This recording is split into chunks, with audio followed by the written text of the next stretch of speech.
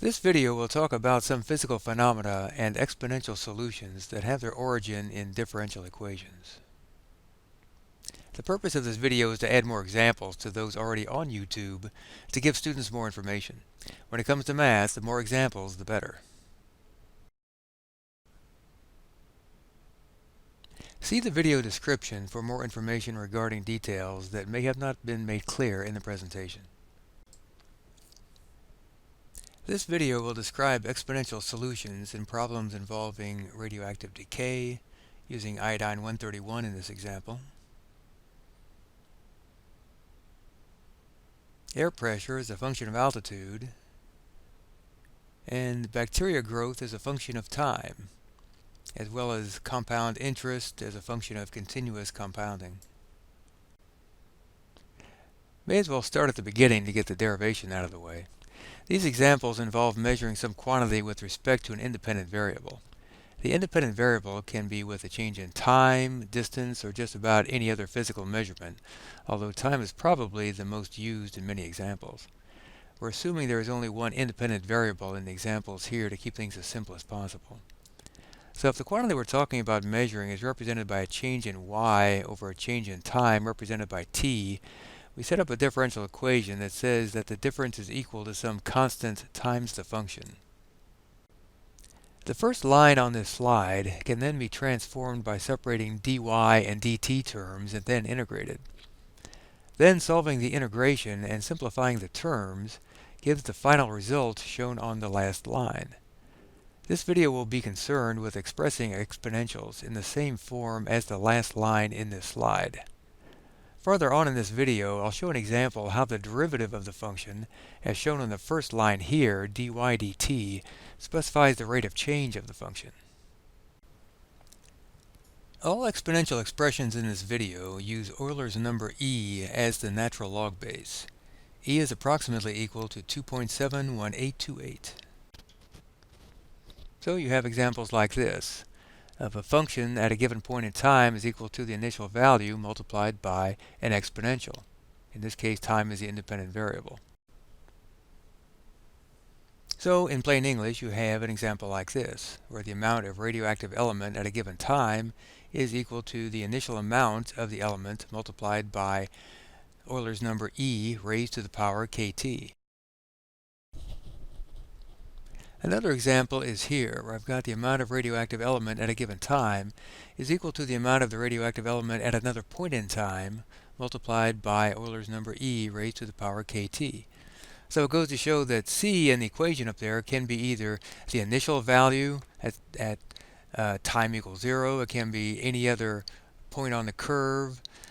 So depending on how the problem is worded, it could be a number of different things. Now in this example, we have height above ground is the independent variable. So in this example, we have air pressure at a given height, or altitude, equals the initial air pressure at ground level multiplied by Euler's number e raised to the power kh, where k is the exponential constant and h is the altitude or height. Now at this example, you have air pressure at a given height equals air pressure which exists at another height multiplied by Euler's number e raised to the power kh.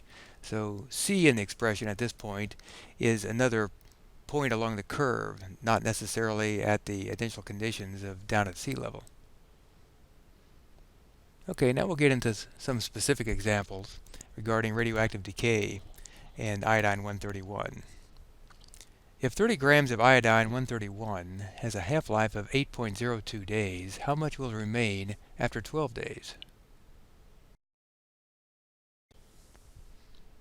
So what you need to do is determine k, which is the exponential constant for the half-life. So this is really sort of a problem within a problem. The first thing you need to determine is what the shape of the curve looks like, and you have the information to know what the half-life value is. You have y at the end of 8.02 days, which has to be half of 30 grams, and you know that has to be 15 grams, since a half-life degrades that value from 30 to 15 in that amount of time. And on the right side of the equation, you have Euler's number e raised to the power k times 8.02. So then you have to divide 15, which is on the left side of the equation in the second line, by 30 in order to eventually solve for k. So you have 15 divided by 30 equals e to the power k times 8.02. Then you take the natural logarithm of both sides. So you have the natural logarithm of 0.5 on the left side, and taking a natural logarithm on the right side will eliminate the Euler's number e, so you're left with k times 8.02. Natural log of 0.5 is minus 0.693147, and on the right side you still have k times 8.02, so the resultant value for k is a negative 0.086427. Or if you want to round it down to 0.8642, I think that's what I eventually used. But k is negative, which indicates that the slope is downward. If the exponential constant were positive, it would be going up. Now that you've already solved for k, now you know the solution to the original problem that was asked, which is if 30 grams of iodine has a half-life of 8.02 days, how much will remain after 12 days? So you know k at this point, so you just plug it into the equation. You say y of 12 equals y of 0, which is the initial amount, multiplied by Euler's number raised to that exponent. So you have y of 12 equals 30 times e to the minus 0.0642 times 12, and then y of 12 eventually comes up with an answer of 10.634 grams. And then the general solution for this function for y of t then is 30 times e to the power minus 0.08642 times time. So you can easily take your answer and convert it into a general expression at this point. Here's a graphical expression of the function that we just solved as well, of the plot of 30 times e to the minus 0.08642 times time between 0 and 12. This is actually gotten from Wolfram's website, and I've got a link to Wolfram's in the description of the video as well.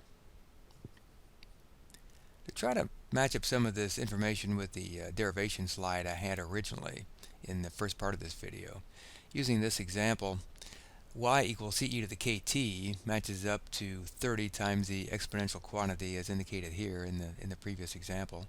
So the derivative of y with respect to t by using the chain rule is equal to ce to the kt multiplied by k, and that k is up in the exponent there in the first line that you see, equals k times y. So the derivative of y with respect to t equals minus 0.08642 times 30 times the exponential value, or minus 2.5926 times e to the exponential value here. And Wolfram's website computes the same value for the derivative. So why is this derivative important? Because the derivative tells you what the rate of change is at a point in time. For example, at t equals 0 days, or initial conditions, the decay rate is minus 2.59 grams per day. It's negative because it's decreasing. At t equals 1 day, the decay rate is minus 0.238 or minus 2.38 grams per day, and at time equals 2 days, the decay rate is minus 2.18 grams per day. So the decay rate decreases with time.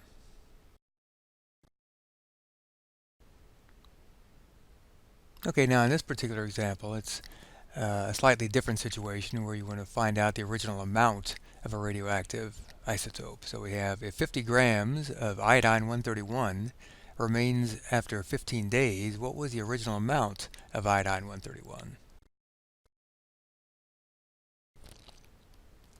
So in this case, it's similar to the previous example. You already know 2 points in the equation, and you know the value of k that we found before. So the setup is y at the end of 15 days equals the initial amount multiplied by Euler's constant e raised to the power as indicated here.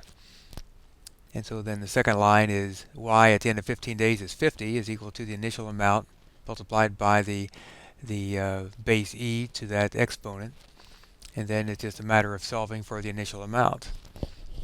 So you crank through the math, as we've done before, and it turns out the initial amount in this case is 182.79 grams.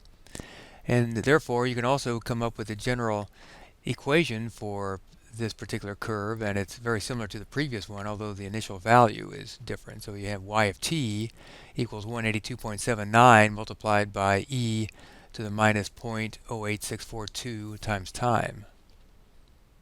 And here's a graph showing that particular expression as well. It's very similar to the previous one, but the initial value is different.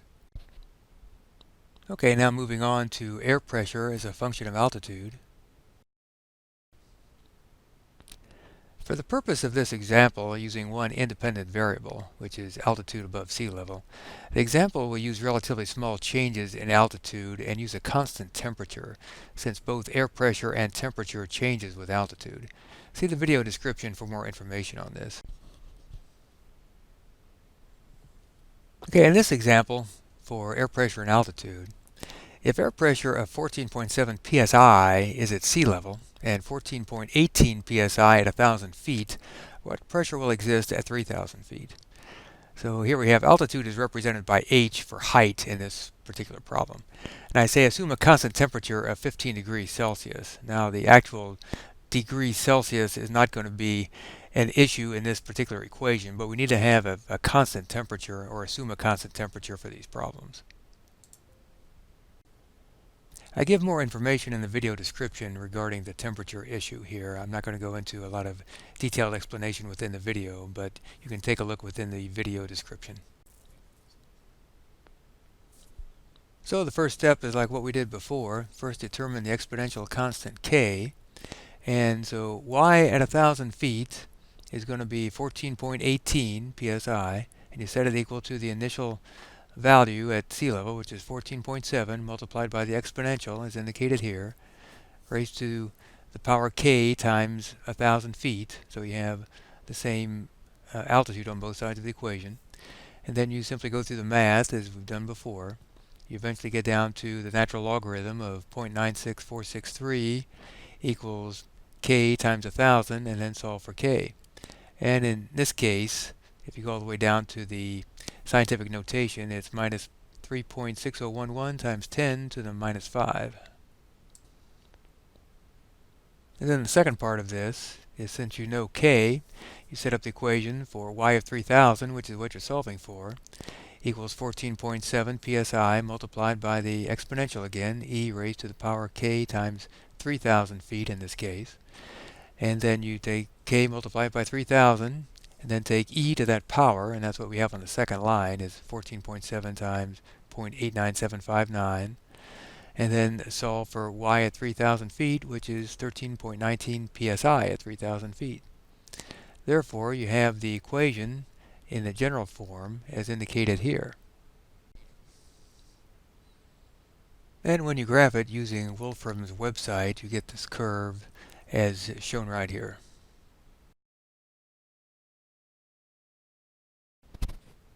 Okay, moving on to bacteria growth as a function of time. These will have positive slopes, and so positive values of k. If 10,000 bacteria exist after 3 hours of growth, and they double every 2.5 hours, how many will exist after 10 hours? How many existed originally? Okay, for this problem, the time in the exponent portion of this has to be 2.5 because that's the time difference between 5.5 and 3. So we know that they double at the end of 2.5 hours. So that's why we have 2.5 for the value of t for the exponent on the right side of the equation. So we have y at the end of 5.5 hours equals 20,000 equal the amount that we see at the end of 3 hours, which is 10,000, multiplied by that exponent value, e to the k times 2.5. So once again, we have the time difference on the right side of the equation on that time, and 20,000 and 10,000 in the second line. So then, just taking 20,000 divided by 10,000, you wind up with 2, and that equals e to the k times 2.5. Then take the natural log of 2 and multiply through the math like we did before, and then you come up with a value of k, which is 0.27725. Then to answer the question, how many will exist in 10 hours, you have y at the end of 10 equals y at the end of 3 hours, which is 10,000, multiplied by e to the k value that we found before, and time in the exponent is 7, which is the difference between y at the end of 10 hours and y at the end of 3 hours. So going through that math, you have y at the end of 10 hours equals approximately 69,640 bacteria. So then to answer the question, how many were there originally? Well, we know that after 10 hours, there are approximately 69,640, so determine the original number. So we have y of 10 equals 69,640 equals some initial value multiplied by the exponent that we have here. And of course, t for the exponent is 10 in this case. So you have 69,640 equals y of 0 multiplied by 15.998 when you go through the math to compute e to that value. So then there are approximately 4,353 bacteria originally, which is y of 0. So then the general expression is y of t equals 4,353 times e to the 0.27725 t.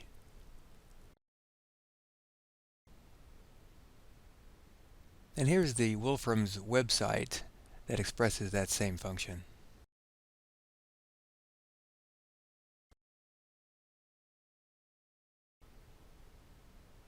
Now moving on to the last example of compound interest versus continuous compounding.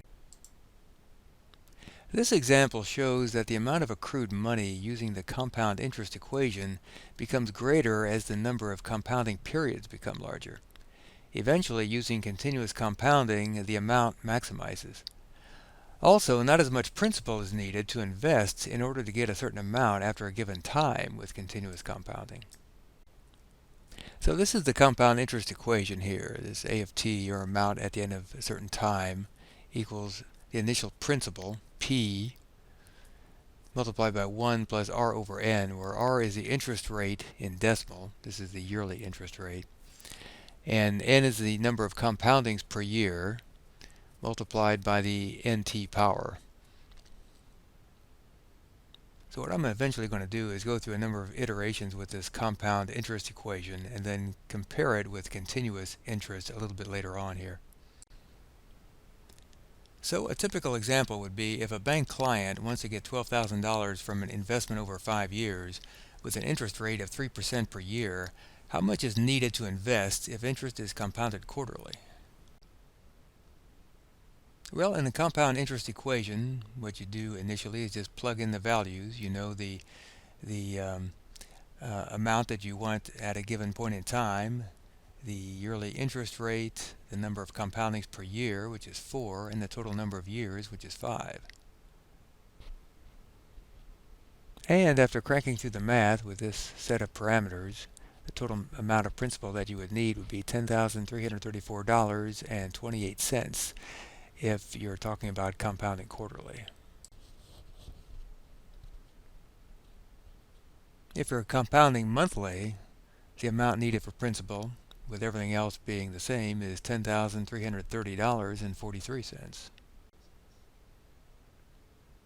If you're compounding daily, the amount needed would be $10,328.56. And if you're compounding continuously, the amount is about the same as the amount for daily, which is $10,328.50. So it's practically the same. And the general expression for the continuous equation then is A of t equals $10,328.50, which is the principal amount, times the exponent e to the 0.03 times time. You can see there isn't a great amount of differences in principal in this example, but greater differences in dollar amounts can be seen when interest rates are higher or time periods are longer. But the point is to show that a decreasing amount of principal is needed when compounding begins to reach the point of continuous compounding. And here's the exponential curve from Wolfram's website. It's practically a straight line starting at $10,328.50 at time 0 and going up after 5 years. That's all for this video. I know the video was long, but hopefully it had some good examples in it for those learning these types of applications, and I appreciate it if you were able to get through it all. Thanks for watching.